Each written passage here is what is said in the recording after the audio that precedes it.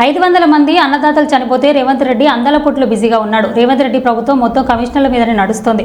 రేవంత్ రెడ్డికి రైతుల సమస్య మీద రివ్యూ చేసే సమయం లేదు, కానీ అందాల పుట్ల మీద ప్రత్యేక శ్రద్ధ పెడుతున్నాడు. వడ్లు కొనేటోడు లేడు, కొన్నోడు తరలించేటోడు లేడు. అడుగుదామంటే స్థానిక నాయకులు అసలు పత్తకే లేరు అని కేటీఆర్ అన్నారు. 500 మంది కొంప ఉసురు తీసుకున్నావు, వాళ్ళ కొంప కొల్లేరు చేసినావు.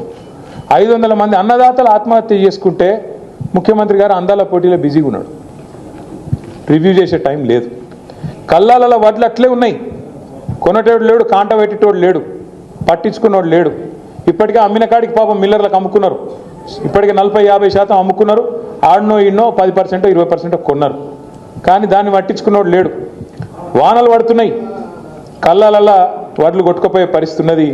ధాన్యం మొలకలెత్తి రైతు ఆగమయ్యి రోడ్డు మీద పడే పరిస్థితున్నది. అడిగినోడు లేడు, పట్టించుకున్నోడు లేడు.